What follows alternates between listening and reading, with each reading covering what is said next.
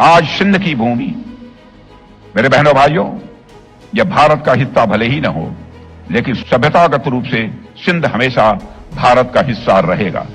और जहां तक जमीन की बात है तो बॉर्डर्स तो बदल सकते हैं, क्या पता कल को सिंध भारत में फिर से वापस आ जाए।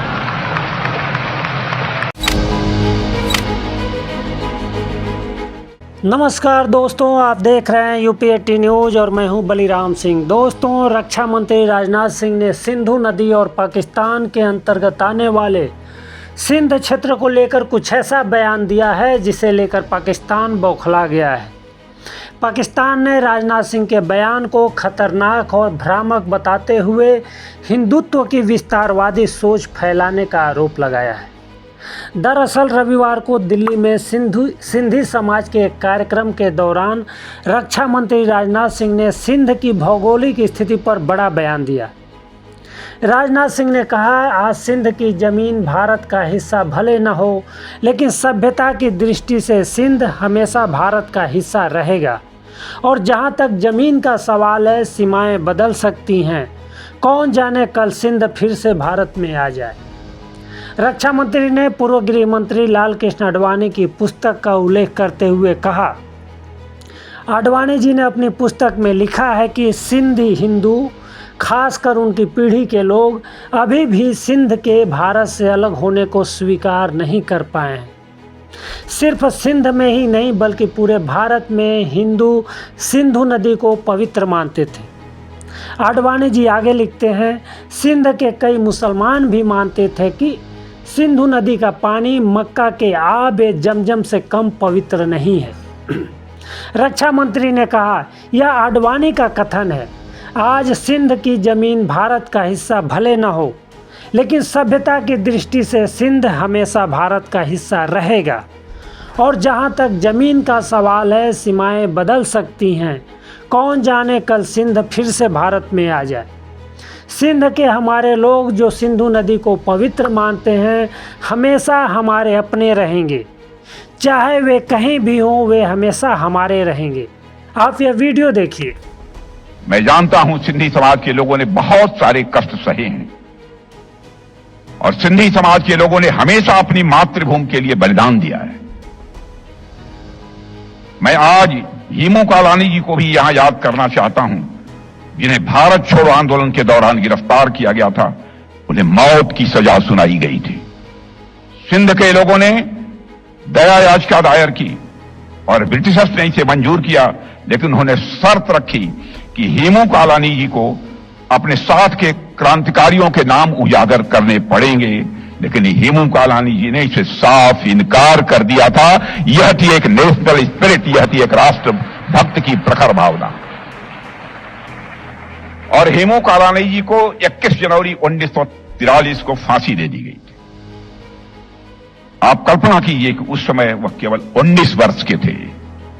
19 वर्ष के युवा के अंदर किस प्रकार से प्रखर राष्ट्रीय स्वाभिमान की भावना थी। साथियों, वर्ष 1947 में जब भारत स्वतंत्रता का उत्सव मना रहा था, तब विभाजन की त्रासदी की वजह से बहुत बड़ी जनहानि हुई थी और लाखों लोगों को अपने घरों से विस्थापित होना पड़ा था। इस कारण सिंधी समाज को भी बहुत कुछ खोना पड़ा है। साथ ही उन्हें एक छल का भी शिकार होना पड़ा। वह छल किया उस समय की सरकार ने। पार्टीशन के समय कांग्रेस ने सिंध के लोगों को भारत आने के लिए मना किया।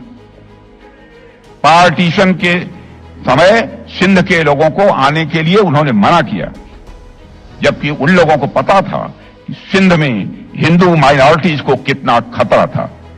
भारत के विभाजन की घोषणा के तुरंत बाद अखिल भारतीय कांग्रेस समिति ने 14 जून को दिल्ली में एक बैठक बुलाई और उस बैठक में सिंध, पंजाब और बंगाल के हिंदुओं और सिखों ने विभाजन के विचार का विरोध किया था।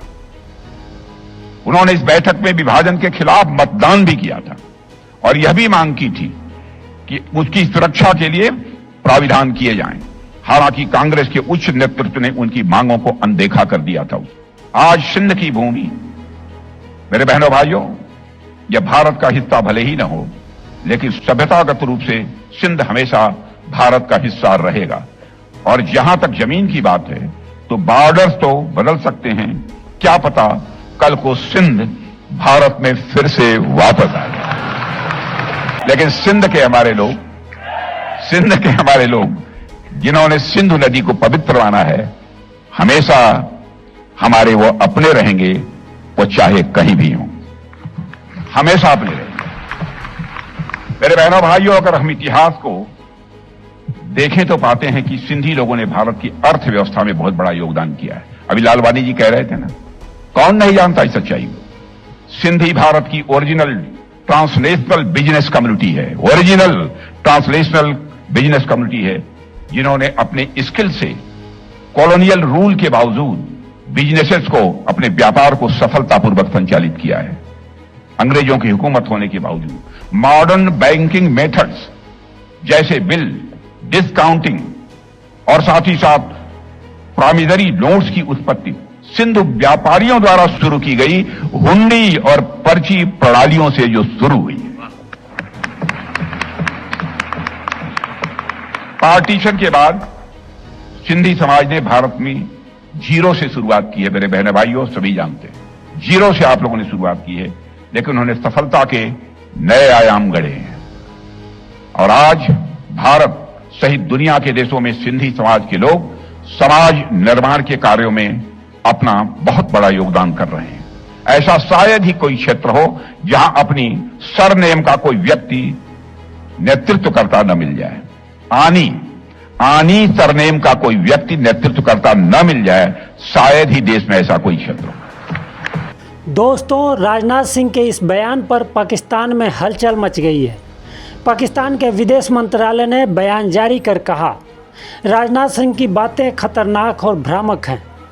भारत पर हिंदुत्व की विस्तारवादी सोच फैलाने का आरोप लगाया। पाकिस्तान ने कहा है कि ऐसे बयान अंतर्राष्ट्रीय कानून और मान्यता प्राप्त सीमाओं के खिलाफ हैं।